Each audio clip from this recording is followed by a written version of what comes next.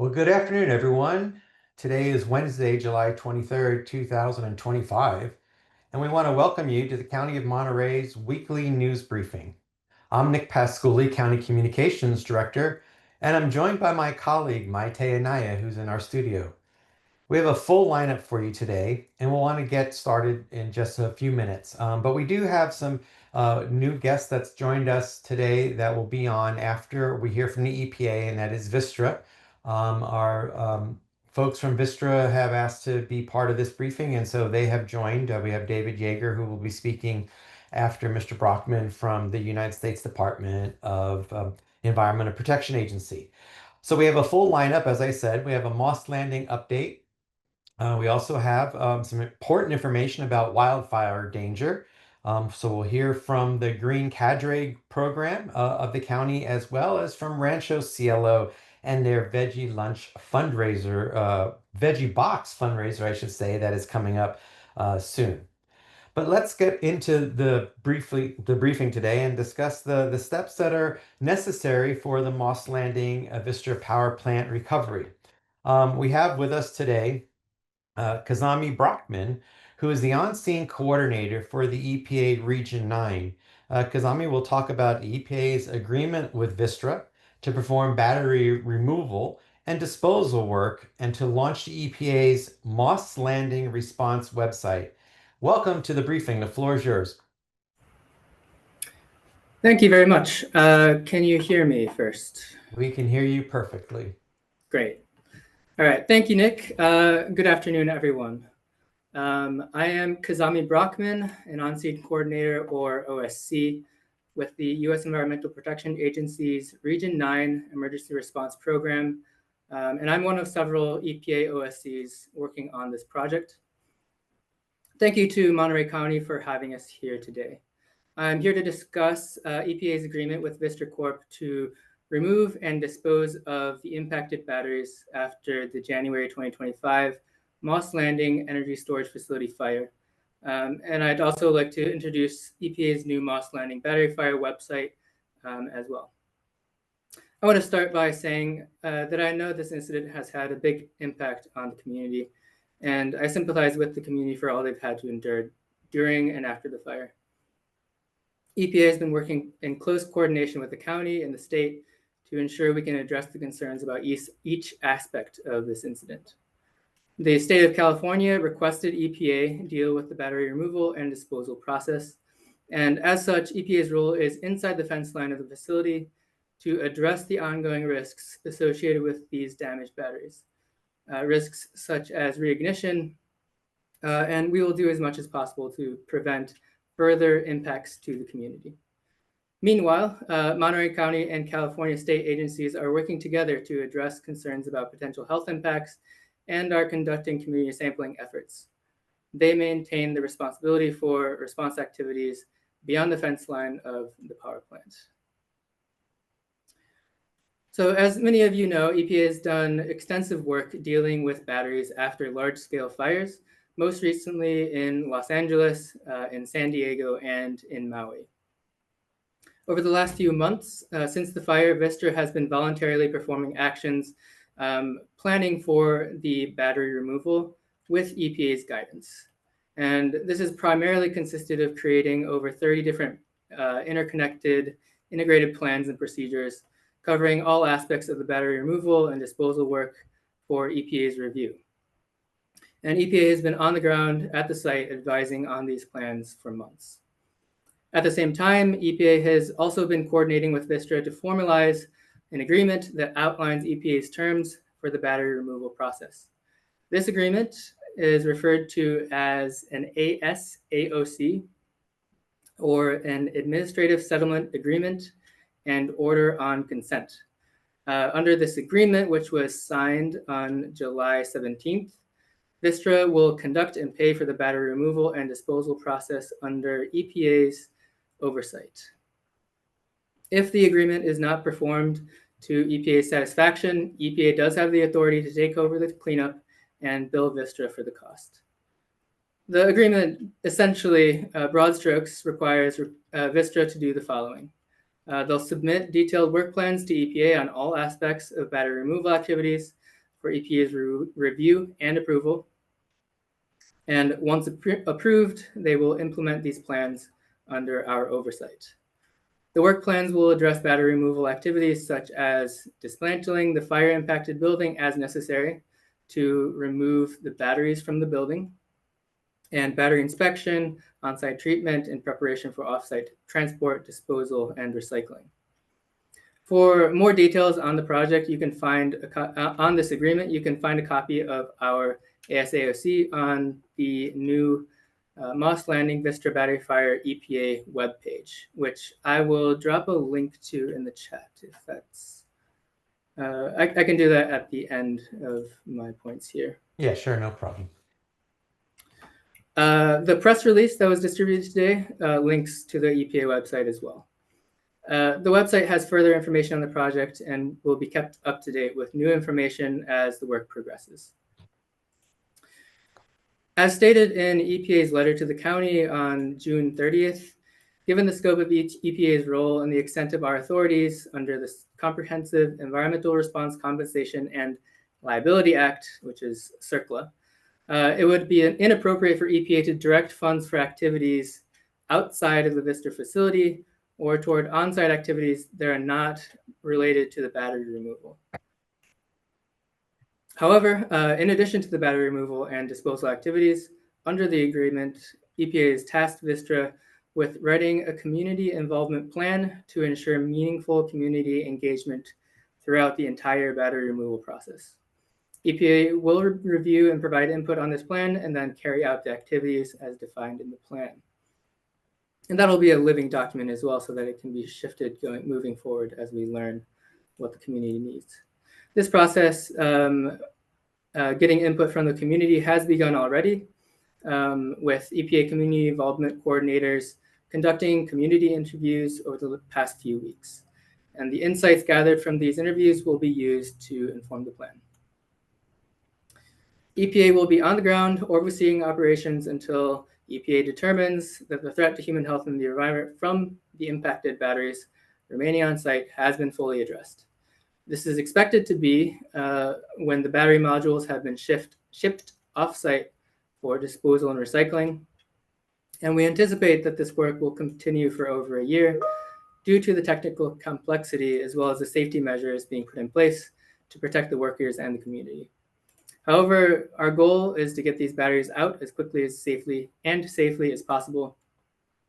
And Vistra is taking a phased approach to the demolition and battery removal, with the first phase of structural stabilization activities beginning by the end of this month.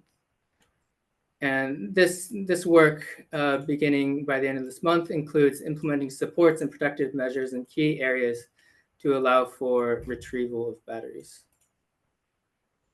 Once the work on site is complete, once all the impacted batteries have been dealt with, EPA will transition oversight to state and local authorities for any remaining on-site cleanup activities. And as I mentioned before, for further information and updates, you can visit our EPA Moss Landing response webpage. That concludes my remarks, and thank you again for the opportunity to speak with you all today. I will go ahead and drop the link to the website, and I'm happy to answer any questions. Great. Well, thank you for that overview. That's really important. I think it's important to note that there's nothing simple about this process. It's been a long-term process, and of course, a lot of work continues to go on behind the scenes, which is not visible to the public, but the work is continuing. Do you want to add to that? Sure. Yeah. Thanks for that. And I want to emphasize that there really has been a huge amount of work that's been done since the fire to get us to this point and really set us up for success. We're taking all of our knowledge from all of our previous lithium-ion battery response experience, and we're consulting with other federal agencies that have experience with lithium-ion batteries, as well as industry experts, to plan for this and really make sure we do it the right way. As I mentioned earlier, we've been working with Vistra prior to the agreement being set in place. to create more than 30 plans and procedures, which will be used moving forward during the cleanup. And the negotiation of the agreement itself was very work intensive as well, but it really sets us up to work on a project of this complexity to have this type of agreement in place. Yeah, and you know, at the County of Monterey, we've been so impressed with the engagement from the United States Environmental Protection Agency, your team, and of course those that were here before you. And I know that the county is grateful for that support, and I know our residents are as well. So I would like to see if we have any questions from the media. We do have some of our media representatives in the area online with us. And if you do have a question for the EPA now, would be a good time to ask it. You can raise your hand, unmute yourself before we move on to our next speaker. Any questions from our media partners? All right.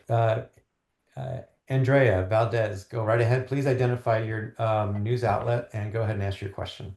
Hi, Andre here with the Monterey Herald. I'm just wondering if we know the amount of batteries that are set to be cleaned up and removed. I mean, how much is there to clean up? Thank you. Sure. The building, which we call ML 300 or Moss Landing 300, contained about 100,000 battery modules. So some of this is covered on the site, and you can see photos of what these battery modules look like.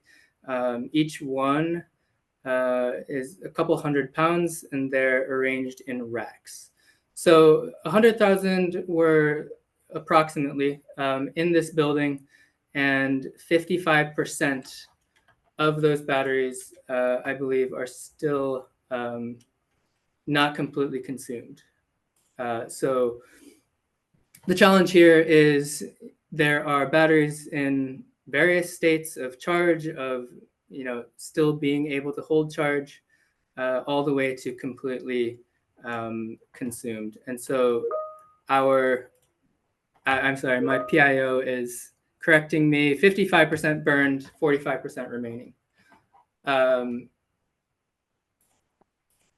And so we will deal with all of these batteries and the burned batteries as well in our work. Got it. Thank you.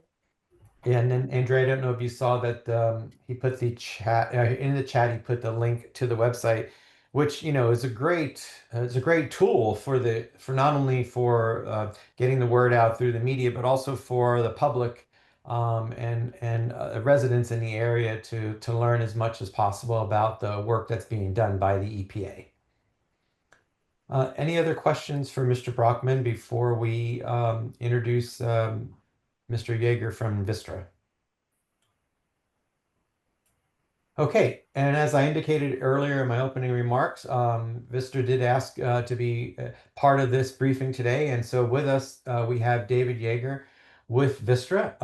David, you can turn on your camera and unmute yourself, and I know you wanted to make a few comments in regards to the work that Vistra is doing to clean the site up and to be a good partner with the community on this effort. You bet. And can you verify my audio is coming through? Yes, very, very good. Okay.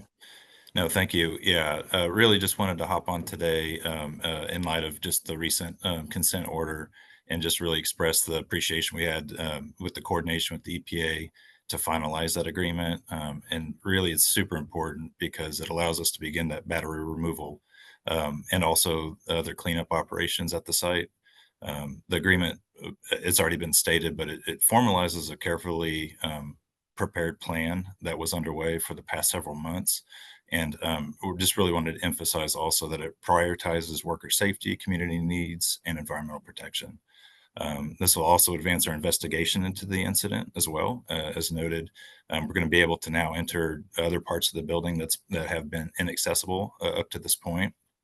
And that'll help us conduct physical inspections of the battery and other systems in that portion of the structure.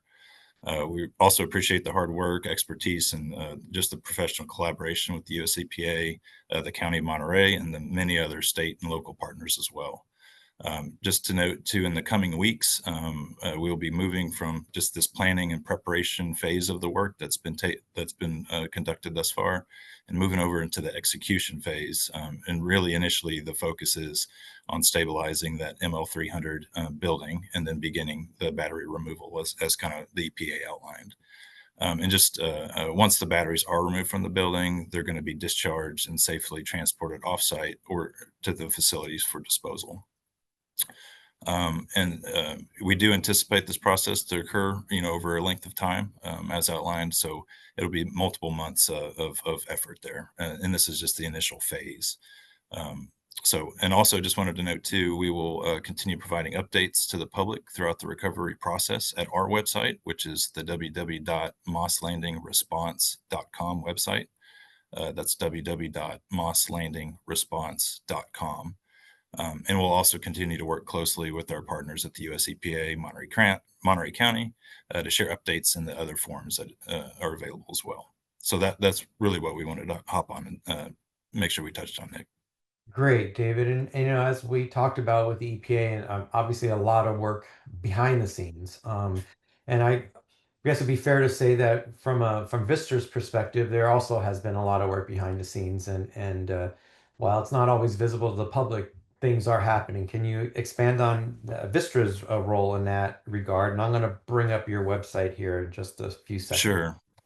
Sure. Yeah, it's been a very collaborative effort between the US EPA in particular, then all the other state and local agencies, just to have a very thoughtful plan put together that we can all agree to, that does prioritize worker safety and environmental safety as we work toward this kind of complex removal process and multi-phased approach.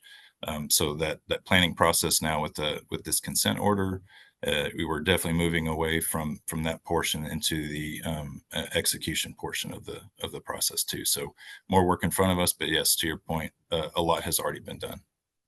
Great. And why don't you give us an indication, how frequently will you be updating, will Vistra be updating its website too? Because this way, the public, other officials in the county, elected officials and otherwise, and just generally people interested in what's happening will have multiple sources of information.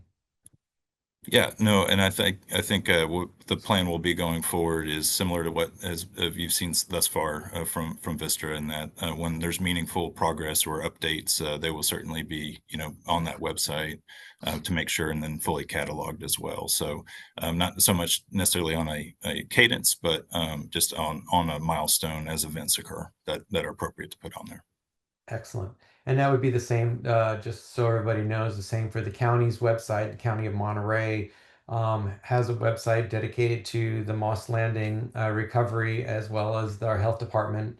So those are updated also as needed when we have new information to share with the community. And the bottom line, I think, for everybody from EPA to the county to the responsible party, in this case Vistra, is to provide as much information to the public in as timely, accurate, and transparent way as possible. Okay, any questions for Vistra or EPA? Last call on that before we move on to our next topic. All right, just a reminder that in the chat is also the EPA's website link, as well as the Moss Landing response.com link. So you're more than welcome to take a look at those after the briefing. All right, so changing gears a little bit. Conditions are very dry here in Monterey County, and CAL FIRE has a new tool that shows us how wildfires have affected the areas around our state. It's important for people to understand the severity of what fires can do and the damage they can cause, and how important prevention is. And so here to talk about this new tool and to give us an update on the fire danger locally is our very good friend Josh Silviera, who is the battalion chief for CAL FIRE San Benito Monterey San Benito Division. Josh, it's great to see you. I see you're in your truck. So you're on the road, and I know you're working hard out there. So welcome to the briefing. Thanks for having me.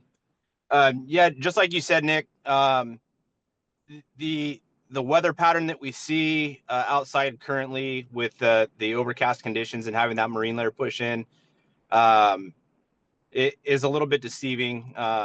Our fuels in the area are dry, they're cured, they're at a state where they're ready to burn.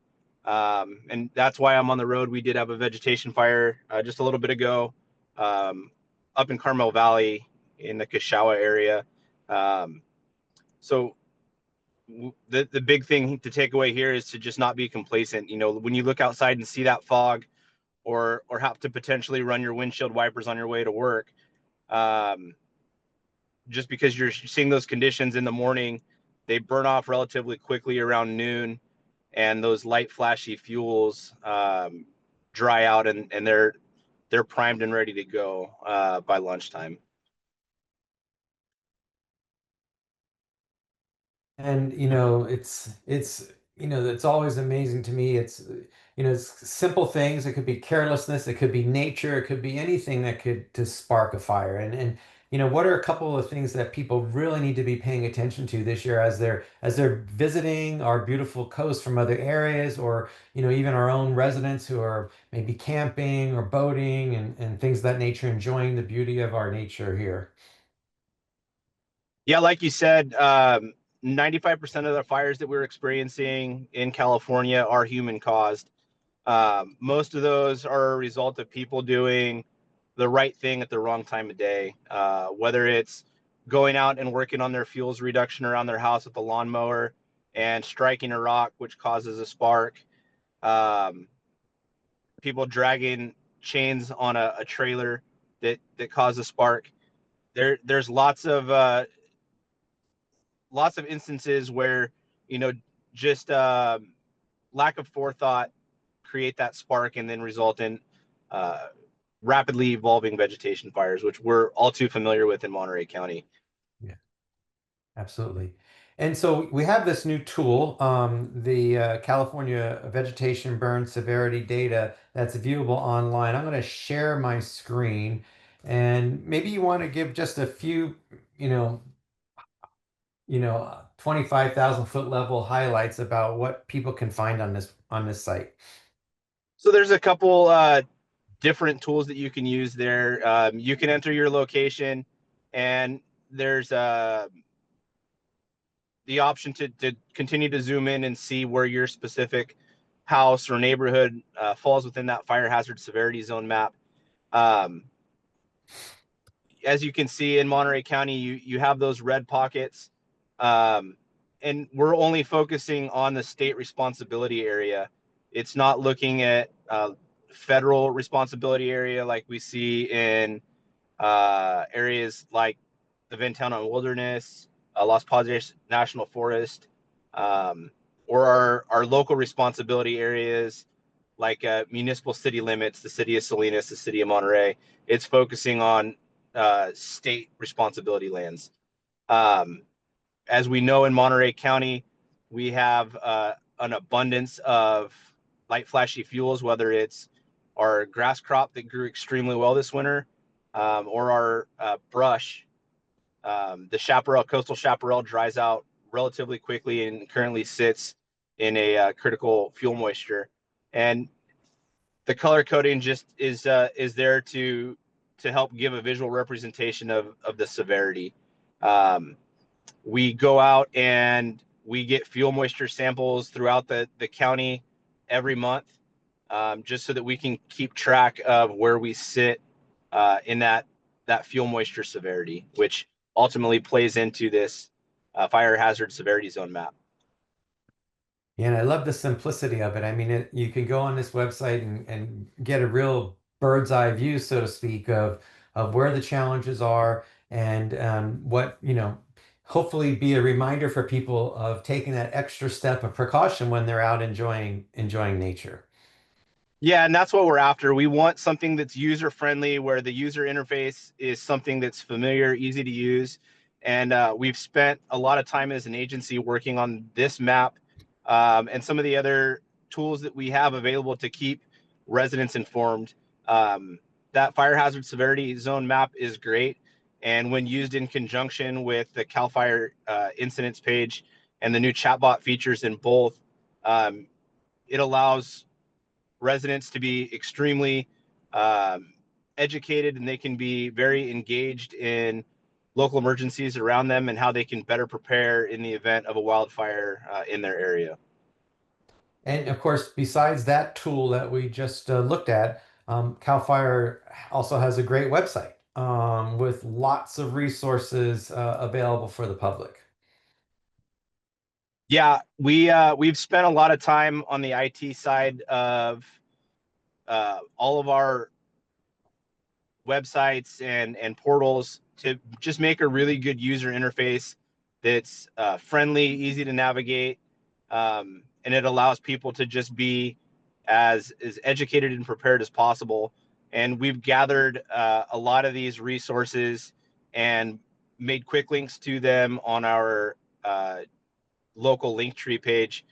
That way it really minimizes the amount of searching that needs to take place. You can go down some wormholes with websites that claim to be CAL FIRE, and that link tree just makes it really easy to get steered in the right direction. Outstanding. And I put the links to your to the website in the chat for people.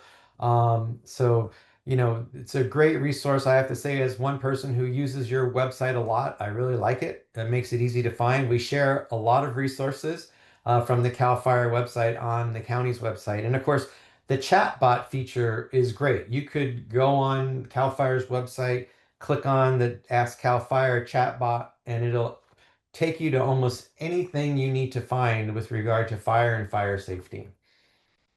Yeah, it does a really good job at being very intuitive. You can look at fire history in your area. You can look at past evacuation centers. It does a really good job of just keeping people that may not know about fire in Monterey County, keeping them informed if they're new to the area or they happen to be here recreating, and one of those rapidly expanding fires does happen to occur. Great. Well, listen, we know you're super busy out there, but we want to thank you and thank the entire CAL FIRE family that helps protect our county and our neighbors, our neighboring counties as well. So, Josh, thank you so much. And maybe I know you did a couple interviews earlier today. If anybody has any questions for Josh, you can put them in the chat or raise your hand. I'll give you a few seconds to do that.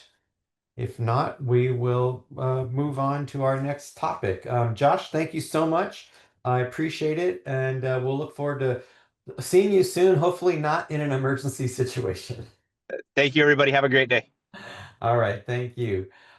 Great. So now I'm going to toss it over to my colleague, Maite Anaya, in our studio to introduce our next guest. Maite, take it away.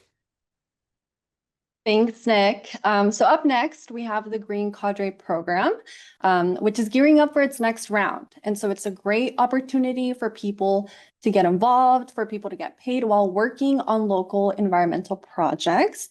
And there's even more good news because wages are increasing and the program is now open to a wider age range. So we have here Michael Artalejo from Monterey County Works to give us more details. Hi, Michael.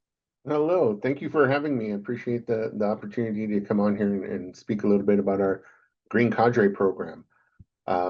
What we have is our program has a dual mission of climate action and food insecurity throughout Monterey County. So currently we are doing outreach to get interest from individuals that are now from the ages of 18 to 30. Our new funding has allowed us to expand from that 18 to 24-year-old range all the way to 18 to 30 years old. And this program runs from August 11th until December 19th. And we partner with our local organizations like the California State Parks, City of Monterey. Those are our frontline partners when it comes to climate action. And with regards to climate action and food insecurity, local community gardens, community garden at the Monterey Adult School, Pacific Grove Community Garden, Natividad Creek Park, but also Second Harvest Food Bank and Food Bank for Monterey County. We want to make sure that we are addressing those issues throughout Monterey County. We want our community to be fed, and we want the climate to be respected. And through our work with the state parks, we want to return our state parks to their native land base. So that's what we're doing there. In this training program, our individuals come in, they get their OSHA 10 certification, has Whopper Basic certification, CPR, and safety food handler certification. These are all things that we want to be able to help build a resume around these individuals that are coming to us. We have about 24 positions that we are looking to fill, and that's kind of our goal right now. And with the new funding, we are able to pay an hourly wage of $19 an hour. That's an increase that we've had in our hourly wage. So, explore and restore and get paid. Our Fridays on these Green Cadre programs are dedicated to community service. So we do one-off projects throughout the community, whether it's working with Blue Zone Projects and Aspire Healthcare to help promote the Double Up Food Bucks for individuals that are currently recipients of EBT CalFresh. We do outreach to help assist individuals sign up for those EBT CalFresh benefits. And then also anytime that we are able to lend a hand to a nonprofit organization that needs anywhere from 14 to 24 individuals to help with a project on a Friday, that's what we're geared at. So we're looking forward to this round of the California for All funded Green Cadre program. We're also under the banner of Youth Service Corps, and this is coming from the state of California. So we just encourage everyone to go to the website, MontereyCountyWorks.com, and apply for the Green Cadre program. We will be having in-person orientations at our Salinas offices this Friday at 5 p.m. and then an additional one on Monday of next week at 4 p.m. where individuals can come in, learn more about our program, see a presentation, and ask questions about our program. And that's the Green Cadre there in a nutshell. Great. Thank you so much for sharing.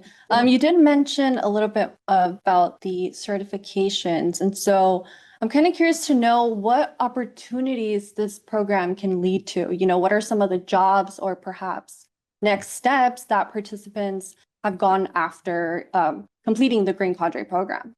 Yeah, yes, of course. So, throughout the program, our ultimate goal is to establish a career path for the individuals that participate, supporting them. We would love for them to stay within the banner of climate action or food insecurity, and individuals have in the past. We've had individuals that through the networking through the program have finished the program and been employed by the food banks. We've had a couple individuals, actually around 6 or 7 individuals that went on to work with the state parks and now oversee some of the cadre members when we do work with the state parks. Another individual is now working with the Parks Department for the city of Monterey. So it kind of opens individuals' eyes to those different sectors that they didn't really think about before. But also with the certifications, we've had individuals that now have those certifications, and we have an individual who was hired on to do construction. That was his ultimate goal.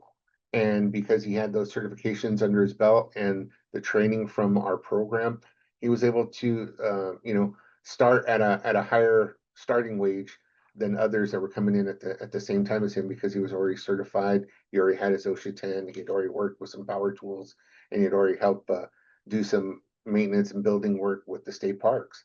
So we support whatever direction an individual wants to go to, but this really is an opportunity for individuals to network and open the doors to working in the parks and working outdoors in the maintenance and construction field.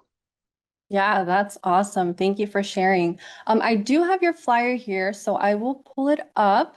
And so in the meantime, I wonder if you can answer, for someone who's never heard of the Green Cadre program before, what would like a typical day look like for those participating? You know, when we have the program, we're kind of going both missions at the same time. So there will be a group on one day that will be with the state parks, and they will be in there pulling invasive vegetation from the parks, and they could be possibly planting native vegetation in those parks, clearing some trails. You know, the winds kick up. Sometimes there's fires there, so we want to establish safety along the park trails. So we've done that in the past. With regards to some of the food insecurity and climate action locally, a lot of sheet mulching there. We've planted and harvested crops at different locations, different farm areas, and different community gardens. We've assisted with the Resource Conservation District in order to help create pollinator gardens. So, you know, from bare dirt to getting water wells, planting trees, planting native plants, getting those pollinators there. A little bit of everything goes into a daily routine. Just depends on which group you're paired with. But halfway through our program, we do switch the groups over, so everyone has a chance to work under both banners of climate action and food insecurity. Great, thank you for sharing that. So we have the flyer here. We will be sure to share this with our media partners, but if anyone has any questions, feel free to put them in the chat. So like I mentioned, so we'll be sharing this flyer, but I wanted to pull it up so that you guys can see great opportunities, lots of things to do. So I will stop sharing my screen. Thank you so much, Michael, for being here. Appreciate your time. No, thank you for having me. I appreciate it. Great, thank you. So last but not least, we've been talking a lot recently about food insecurity. We're working to make sure families have access to fresh, healthy food. And so there's a fundraiser happening right now that's helping to deliver thousands of food boxes to local organizations that serve our community. And so to tell us more, we have here Mike Costa, who is co-founder of the Veggie Box program and a member of the Rancho Cielo board of directors. Hi, Mike. I believe you have a video to kick things off. Yes. Well, first, thanks for having me. And yeah, we would like to start off with a video that captures the spirit of our event. Great, go ahead.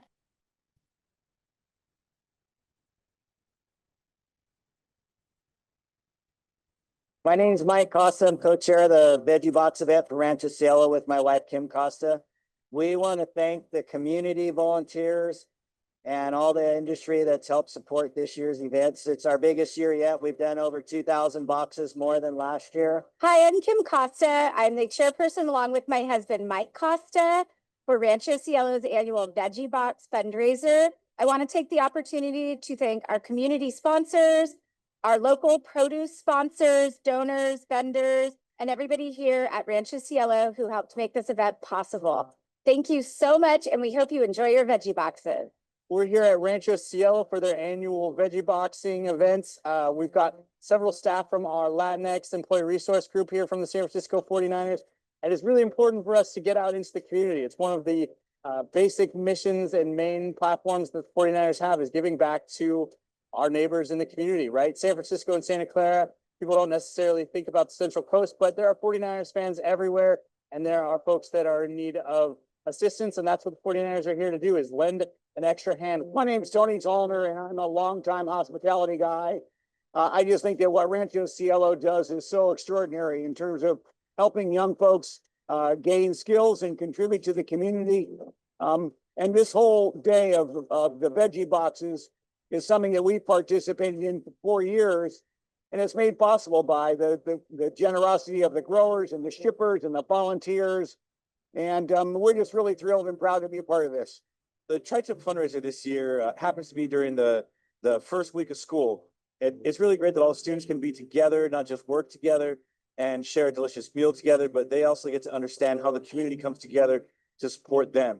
And not just them in this whole campus, but lots of organizations in Monterey County. It's really a special day. This has turned out to be great couple of days. And what Mike Costa and Kim have done, really raising money for the ranch, but the more importantly is bringing the whole community together behind Rancho Cielo. So I really appreciate all Mike and Kim have done in organizing this and turning these veggie boxes and the barbecue into just a great program for the ranch.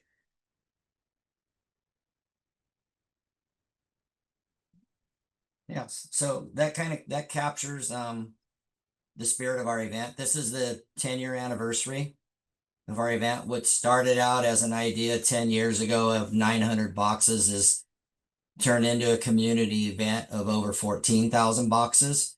The Salinas Valley is probably one of the most productive agricultural areas in the world. I feel it's probably the most intensely farmed area in the world.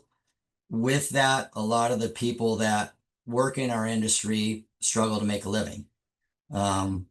There's food shortages in certain areas of the valley. When you look at what's going on in the valley currently, there's low demand in the Salinas Valley this year for vegetables and produce. The wine industry is also having its problems, and so the workers' hours in a lot of cases aren't what they normally are. With our event, we have over 300 to 400 volunteers over a 2-day period where we get all the produce is donated by the local agricultural industry. I think we have 14 companies this year throughout the Salinas Valley and Watsonville who donate produce. And we assemble all these boxes over a 2-day period at Rancho Cielo.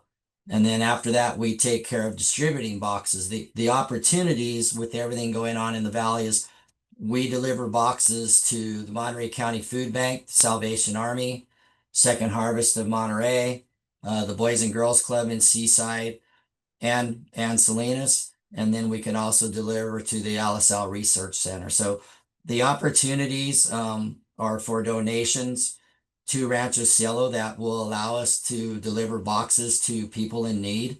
If somebody has their own charity, as long as the order is over 25 boxes, or if people want to group boxes together, we can deliver boxes to those locations. It's grown into a great event. Like I said, this year, all the product is donated. Once again, we actually have product to do upwards of 16,000 boxes. It's just a matter of finding the places who could use those boxes and being able to fund the distribution. Wow, that's amazing. We definitely, encourage everyone to help out. And this is a great way, to give back to our community. I'm curious to know if any of the Rancho Cielo students help out, whether that's with, packaging the veggie boxes, or, this just seems like a great opportunity to get involved with the community. Yeah, the student is very, very involved. The staff's very involved. The week of that operation, the week of August 18th, I'll be out here probably for 50 or 60 hours. Last year on a Saturday with 60 volunteers, we assembled 15,000 empty boxes. On the Monday, the Youth Corps is very active in helping us set up basically, we're putting boxes together just on folding tables in the parking lot. So Youth Corps is very involved. And then we have the students help out on Friday, August 22nd. We have a barbecue. They help serve. And then we also had students last year rotating in, taking turns on the line, assembling the boxes. So it's very important to me, learn by doing. And I think it's a great opportunity for the students to kind of get an idea of what's going on in the agricultural business. Yeah, definitely. I'd love for you to go a little bit more into detail on, you guys have some really amazing programs at Rancho Cielo. And so if you can go a little bit more into detail about the benefits, how the programs will benefit from the fundraisers proceeds. Yeah, well, I mean, when Rancho Cielo started, there was a lot of support from the culinary industry. So the culinary department is very well known throughout the county, actually throughout the state. The Ted Taylor Vocational Center was added a few years ago. So there's a construction academy. There's an auto mechanics academy. I think Ford Motors is now involved in. So it's just a matter, it's vocational, teaching kids vocational skills to help out in the community. When you look at the agricultural business, our industry is changing. The technology is changing, whether it's photo optics for spreading out plants, whether it's laser weeders to get rid of weeds. There's different harvesting equipment where there's opportunities if people develop the skills to have the technical skills to operate this equipment. One of the guys that's a mechanic for our farming operation, his son actually works for a company called Carbon Robotics based out of Seattle, and he's got into more of a management supervisory role, and there it's actually laser technology to get rid of weeds. So that's the opportunity, is to provide skills to young adults to succeed. When you look at mechanics and everything in the Salinas Valley, there's a shortage of mechanics. And so when you get a Ford Motor Company or Salinas Valley Ford behind it, the whole process is over time. Hopefully this is going to give them a line to technicians to, to be able to do the work that comes down the future. I mean, the reality is when you look at a vehicle now versus 10 years ago, the guys that could fix pickups 15 years ago probably can't even work on a pickup now. Yeah, no, that's amazing. And thank you so much for sharing that information. So we will be sure to also share this. I do have the link to the video that we will also send out. So lots of great opportunity. Thank you so much for being here, Mike, and sharing this. No, thank you. I mean, it kind of parlays in with the previous speaker, where food insecurities, certain parts of the county, throughout the county. We actually delivered boxes to East Palo Alto last year. The whole agricultural industry is behind this, but like I said, this fundraiser isn't possible without 300 to 400 volunteers and the agricultural industry that supports it. Yeah, awesome. Thank you so much for sharing. Okay, thank you. And so that wraps up our news briefing for today, July 23rd. And so on behalf of the County of Monterey Administrative Office and the County Communications Bureau, we want to thank all of our guest speakers and our audience for joining us today. And so we will be back next Wednesday for more information, another news briefing packed with lots of good things. Have a great day, everyone. Thank you. Bye, everyone.